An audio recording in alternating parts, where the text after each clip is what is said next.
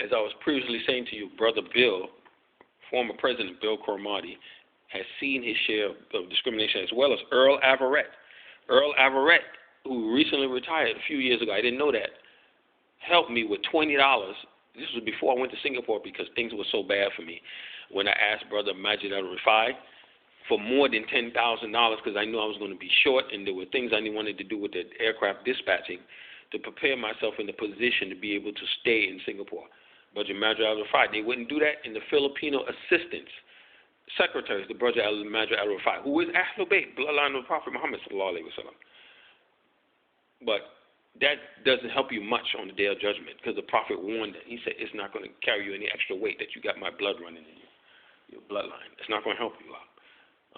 But we still have to give them respect and not to, we can't prick and antagonize him, nor can we defame them. He's a good brother.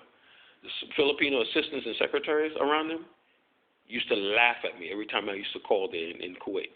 No, in Bahrain. Yeah, the Unicorn Bank, the Islamic Bank, Bahrain. They used to laugh at me, man.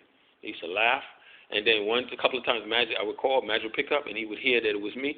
He used to say, A'udhu Billah. A'udhu Billah. I want to know why is A'udhu Billah attributed to me. A person is not born in this world being shaitan, being of Iblis. You're not born in this world. Even if you're born out of wedlock, that child doesn't know they're born out of wedlock. You say bastard, they're the bastard, it's their fault. It's not their fault. They didn't choose to be a bastard. So why would you attribute Na'udhu Billah to a person who has no idea why he's Na'udhu Billah? Meaning that you have some sort of knowledge why he is Na'udhu Billah. Tell him why he is Na'udhu Billah. Okay, and don't leave him like that. So this is another letter that I made to Eric Weaver, Market Street. He runs Lenders for Community Development. And this is a letter I made back then. I never got to send it to him. It would be better if I had it and then I did it by a tablet and faxed it from the tablet as opposed to all this paper. Dear Mr. Weaver, I want to thank you for your years of effort in building up the Lenders for Community Development. Now, if you go on their website, you'll hardly see Afro-Americans. You'll see one that did truck driving. That same Afro-American, I think I tried to contact, but no dice. I humbly write this letter as I am of the segment of society that would not qualify for any loans or vocational upliftment and self-sufficiency, as I have horrible credit, have been chronically unemployed for years, and have been incarcerated in the past for a non-violent charge, and wrongfully at that, which through my life, see, I was such in a rush, I was supposed to write T-H-R-E-W, through, as in throwing a ball, which threw my life into a tailspin, and I have been deteriorating health problems, which employment-based medical insurance covered. Oh, why did I write that? I have deteriorating health problems, which employment-based medical insurance. See, I should have put, I have deteriorating health problems due to not having employment-based medical coverage, you see, which is in the Teamsters, in the good Teamsters Union, under our President Hoffer, best people in the world, or Local 3, Operating Engineers Union, International Operating Engineers. If you're employed a certain amount of hours consecutively and continuously, your full medical coverage kicks in. You don't get that anywhere else in the world, man. Maybe in Australia, Canada, New Zealand, you get it. Full medical coverage. All these little problems I have be taken care of. Teeth, even the mouth, even the teeth.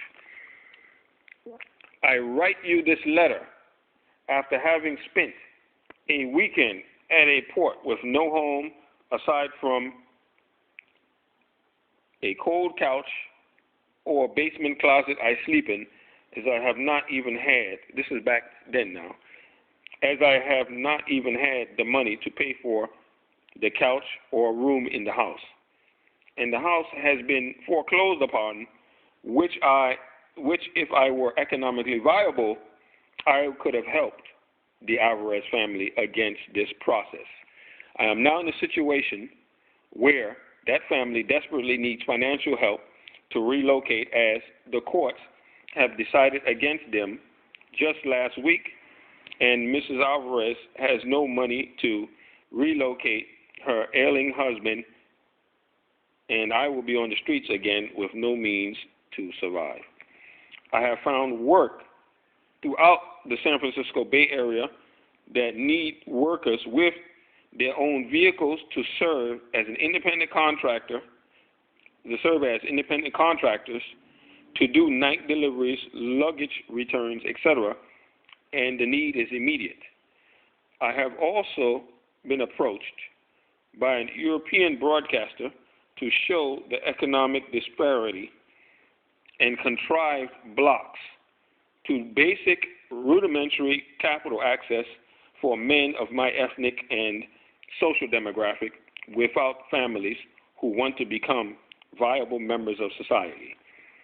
Many of us, the deeply poor and outcast segments of society, have not worked in recent period to have 2 years of tax returns, because lenders of community development requires 2 years tax returns. Nor have we received enough public assistance, or GA, per annum to be able to file a U.S. tax return.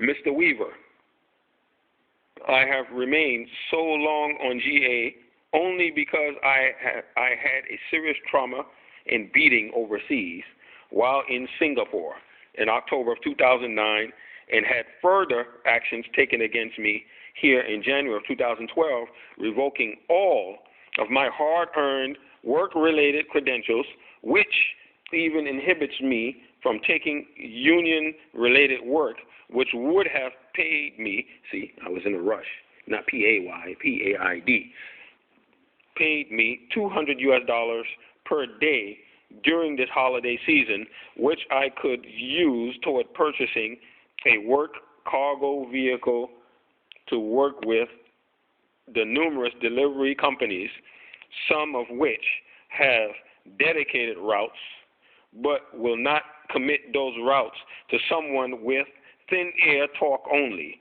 until they can actually see the cargo van or covered pickup truck. There must be a way to readjust and prove my worth to the Opportunity Fund, as a local work vehicle dealer just told me over the weekend that their dealer will act as a fiduciary, witness, and sign off the vehicle to the third party who pays for the vehicle as the lien holder, meaning lenders for community development, or anybody who loans you the money would not give you the money directly, but they'll pay the dealership, and then it would be signed off as recognized by the state of California law as the person who loaned you the money, who bought the vehicle for you, will be noted as the lien holder on the back of the title. As the lien holder, with the worker contractor remaining, meaning that people like me who actually will be using the vehicle to work, remaining on the registration until he or she pays off, not OF, but OFF, pays off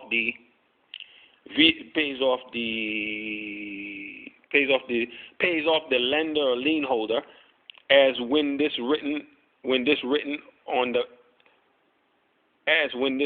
the back of this document, and if perchance the registered vehicle trustee, that would be the driver, the loan grantee or worker participant, happens to abscond, right? Okay, that's what it is. Okay, as perchance the registered vehicle trustee, if you abscond with the vehicle, if you abscond with the vehicle, the lien holder, designated lender, as witnessed by the dealer, has the full right and power to instruct law enforcement to immediately arrest the worker loan receiver participant and seize the vehicle nationally on the first notice of loss of communication and not meeting any payment on schedule. Please reconsider my proposal in this letter for a more flexible solution for those of us who are the rejects of the workforce and want to be gainfully employed, self-sufficient